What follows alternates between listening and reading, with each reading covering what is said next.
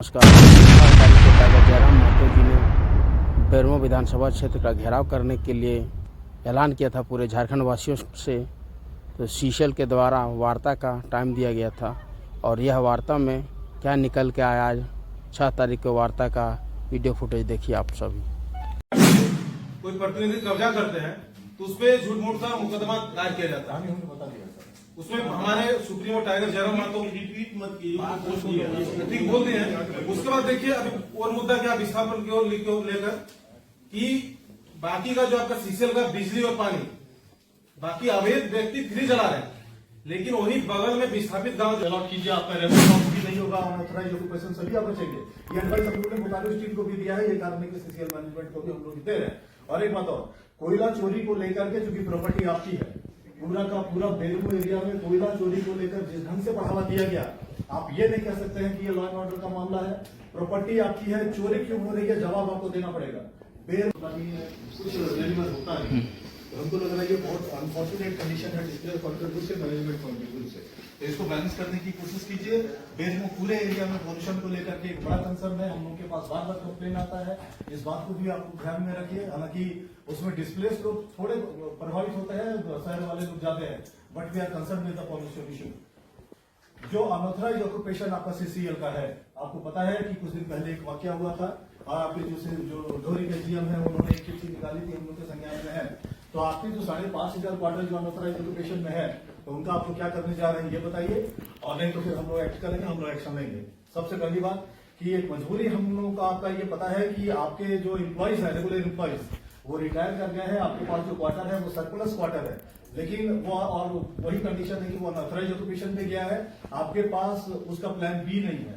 अगर आप institutional allotment करें उस क्वार्टर को लेकर, मान लीजिए कि जो आपके एरिया के स्कूल है, आपके डीसी पुल का है, एसपी पुल का क्वार्टर है, ट्रस्ट है, एनजीओ है, जो आइडेंटिफाइड बड़े जो आपके डिस्प्लेस ऑर्गेनाइजेशंस है, आप उनको अलॉट कीजिए, आपका रेवेन्यू लॉस भी नहीं होगा, अनऑथराइज्ड ऑक्यूपेशन सभी आप बचेंगे। ये एडवाइस हम लोगों ने बोकारो स्टील को भी दिया है, ये कारण है कि सीसीएल मैनेजमेंट को भी हम लोग दे रहे हैं। और एक बात और, कोयला चोरी को लेकर के चूंकि प्रॉपर्टी आपकी है, पूरा का पूरा बेरमो एरिया में कोयला चोरी को लेकर जिस ढंग से बढ़ावा दिया गया, आप ये नहीं कह सकते हैं कि ये लॉ एंड ऑर्डर का मामला है। प्रॉपर्टी आपकी है, चोरी क्यों हो रही है, जवाब आपको देना पड़ेगा। बेरमो पूरे एरिया में आप लोगों ने कोयला का माफिया खड़ा किया है, कौन रिस्पॉन्सिबल है आपको समझिए। वहां पर जो लोकल पब्लिक रिप्रेजेंटेटिव है, उनके साथ आपका क्या कोऑर्डिनेशन है, क्या नहीं है, खास करके जो डोरी के जो डीएम है, उनको लेकर के हमारी बात है और उनको इस बात पे ध्यान देना पड़ेगा। श्याम नारायण सिंह, वीरेंद्र सिंह केस पर यहाँ पर जो मामला चल रहा था 3.8 एकड़ को लेकर के, जो बात पर महतो जी कर रहे हैं, तो उस मैटर पे आप लोग को अभी टाइमिंग को लेकर के बातें हुई हैं, वो 3 दिन दे रहे थे, आप लोगों ने 2 महीने का समय लिया है। हम लोग का भी रिक्वेस्ट होगा कि उस पर आप रिएक्ट करें। जहां तक आधार पॉलिसी का प्रश्न है, तो उसको आपको थोड़ा सिंपैथेटिकली आप उस चीज को देखिए, डिस्प्लेस हरास नहीं होना चाहिए। लैंड एक्विजिशन के मामले पे जो सीओ है एरिया के, उनको भी थोड़ा इफेक्टिवली काम करना पड़ेगा। और हम लोगों के पास जो सबसे ज्यादा शिकायत आता है पूरे झारखंड से, वो विस्थापितों का आता है, उनके पलायन को लेकर आता है, उनके विस्थापन को लेकर आता है, उनके मुआवजा को लेकर के आता है, उनके नियोजन को लेकर के आता है। सुबह अगर 8 बजे से हम जनता दरबार लगाते हैं तो शाम हो जाता है, तो इन सब चीजों को देखिए, सीसीएल उससे बच नहीं सकता। आपने एक ऑथेंटिकेशन को लेकर के बात उठाया है, एरिया के जो सीओ है, जो एसी बोकारो बैठ रहे हैं, जो डीसी बोकारो बैठ रहे हैं, अगर उनके लेवल पे कोई ऑथेंटिकेशन आता है तो उसकी इम्प्लीमेंटेशन होना चाहिए, आपकी तरफ से उसमें इफेक्ट नहीं होना चाहिए। झट सर बार बार मैनेज करने की कोशिश कर रहे थे, कोशिश मैं देख रहा था कि दोनों तरफ के टॉक को आप ओवरटेक भी कर रहे थे, टेक ओवर भी कर रहे थे, मैनेज करने की कोशिश कर रहे थे। आपको बुद्धिमत्ता को मैं दाद देता हूँ कि इस तरह के टेबल टॉक में अगर आपके जैसे अधिकारी अगर नहीं होंगे तो बहुत सारी चीजें होंगी जो कि डिरेल हो जाएंगी और पटरी से उतर जाएगा। तो उसके लिए तो आपको धन्यवाद। देखिए, जहां तक पॉलिसी है आपके यहाँ ये डिस्प्लेस को लेकर, तो चूंकि ये बैठक डिस्प्लेस को लेकर के है, इसलिए हम लोग का कंसर्न और फोकस भी उसी मैटर को लेकर के झा साहब और जो 3 जीएम यहाँ पर बैठे हुए हैं, मेरी आपसे विनम्र प्रार्थना है अपने लोगों की तरफ से कि विस्थापितों को लेकर के आप लोग थोड़ा उदार बनिए, थोड़ा ह्यूमन बिहेवियर दिखाइए। आप लोग मानवीय चेहरा थोड़ा धुंधला है, आप लोगों का छवि आप लोगों की खराब हो रही है, तो इस बात को लेकर के भी आप लोग थोड़ा ये रहे। विस्थापन आयोग को लेकर के झारखंड सरकार का एक पहल है, हालांकि उस मामले पर सरकार बढ़ी नहीं है, यही कारण है कि सीसीएल रहे, बोकारो स्टील रहे, बीसीसी, कोल इंडिया का जो भी अनुषंगिक इकाई है उसको कवर नहीं हो पा रहा है। तो एक जो विस्थापन आयोग वाला जो चक्कर है, हम लोग भी बात करेंगे, हमारे लोग हैं विधानसभा में, तो हम लोग भी उस मुद्दे को उठाएंगे वहां पर कि क्या हो रहा है विस्थापन आयोग को लेकर के। और निश्चित तौर पे कुछ न कुछ हो, और आपको पता है कि जब हम लोग उठाते हैं तो इसका रिजल्ट होता है, राज्य सुनता है उस चीज को। आपके एक और कंप्लेन आ रहा है कि जो पेरिफेरियल डेवलपमेंट है वो आपका जीरो है, क्योंकि माइनिंग एरिया के बाहर जो भी आपके बस्ती बसे हुए हैं उसमें अप्रोच रोड अगर आपका बना है तो मेंटेनेंस नहीं है, कहीं कहीं आपका रोड नहीं है। हमारे बहुत सारे रिप्रेजेंटेटिव थे जो इस पर फाइट कर रहे थे, उनका कंप्लेन आ रहा है उस एरिया से कि उनके घर तक का रोड नहीं है तो वो डैमेज हो गया है। मैं नाम लेना उचित नहीं समझता हूँ, ये बहुत पर्टिकुलर हो जाएगा, इसलिए मैं उन चीजों पर जाऊंगा नहीं। इसलिए मेरा ये कंसर्न होगा अपने लोगों की तरफ से कि इन सब चीजों को थोड़ा सा देखा जाए। और अभी जो हमने अनऑथराइज्ड ऑक्यूपेशन वाला जो मैटर उठाया है उसको मैं बहुत इफेक्टिवली कहना चाहता हूँ विनम्र शब्द में कि आप लोग एक्शन लेंगे तो बहुत अच्छा, नहीं तो फिर सीसीएल एरिया डिस्टर्ब होगा, फिर हम लोग। और चूंकि हमारे एक साथी और है यहाँ पर उत्पल मंडल जी, मैं परिचय करा देता हूँ, उत्पल जी अपनी बातों को बताएं। देखिए सर, सबसे पहले तो आज का जो बैठक है ये तो मिला जुला कर हम देख रहे हैं कि जो हम लोग कुछ दिन पहले बैठक किए थे वो फिर घुमा फिरा कर बात नहीं रखी जाती।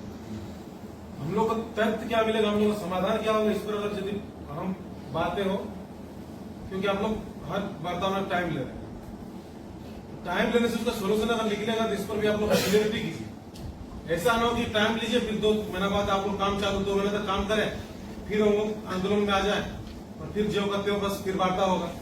तो वार्ता तो हमेशा होती जा रही है। आखिर विस्थापित का मतलब विस्थापित को नौकरी देने में आप लोग का समस्या क्या है?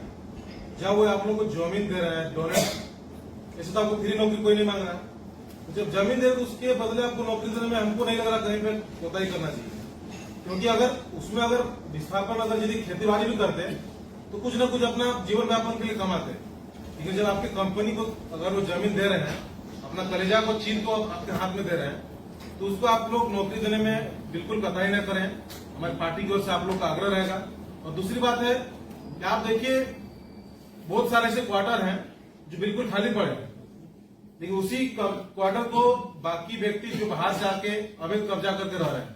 लेकिन अगर उसी क्वार्टर को अगर हमारे पार्टी के कोई प्रतिनिधि कब्जा करते हैं तो उस पर झूठ मूठ का मुकदमा दायर किया जाता है। बता दिया सर, उसमें हमारे सुप्रीमो टाइगर जयराम मातो रिपीट मत कीजिए, ठीक बोलते हैं। उसके बाद देखिए अभी और मुद्दा क्या विस्थापन की ओर लेकर कि बाकी का जो आपका सीसीएल का बिजली और पानी बाकी अवैध व्यक्ति फ्री जला रहे हैं, लेकिन वही बगल में विस्थापित गांव जो है वहां के व्यक्ति को ना बिजली फ्री मिल रहा है ना पानी फ्री मिल रहा है। तो इस पर भी आप लोग ध्यान आकर्षित कीजिए, क्योंकि बहुत बड़ा मुद्दा है कि जिसके नहीं होता कि जिसके जमीन पर कंपनी खड़ी है उसी को कुछ मूलभूत सुविधा से वंचित है। तो क्या हर एक चीज में आंदोलन करना कहीं ना कहीं ठीक है? और आंदोलन से क्या होता है कि बाकी व्यक्ति को केस मिलता है, फिर हम लोग केस लड़ते हैं। तो अगर आप लोग इस चीज को अगर वार्ता से अगर सफलपूर्वक ठीक ठाक कर देंगे तो हमको नहीं लग रहा कि हम लोग को आगे आना होगा और आंदोलन करना होगा। विशेष कुछ नहीं कहेंगे, बाकी हमारे समन्वय समिति के जो भी पदाधिकारी हैं वो भी अपनी बात रखेंगे। आप लोग से विनम्र आग्रह रहेगा पार्टी की ओर से कि आप लोग इस मुद्दा पर अधिक से अधिक ध्यान दें, क्योंकि मुद्दा बहुत अहम मुद्दा है। चूंकि अब लखन जी को भी प्रोसीड करना है तो एक और बात मैं कह देता हूँ कि अभी आपके सामने विस्थापित संघर्ष समन्वय समिति के प्रतिनिधि बैठे हुए हैं, इनकी बातों को मानिए। ये जो मांग उठा रहे हैं विस्थापितों की तरफ से, आप लोग इस चीज को सुनिए और एक्ट कीजिए, नहीं तो बहुत सारा ऐसा मामला होगा जो सीधे हमको टेक ओवर करेगा। और आंदोलन से यदि बातता होगा तो फिर बस हम लोग लगे हुए हैं, क्योंकि हमारा उपज ही जेलकम का आंदोलन से हुआ है। आपसे पहली बात क्या धन्यवाद। लखन जी जो इन्होंने बात आपको दी वो हम लोगों ने जो एजेंडा दिया था उस एजेंडे में शामिल नहीं, लेकिन बीइंग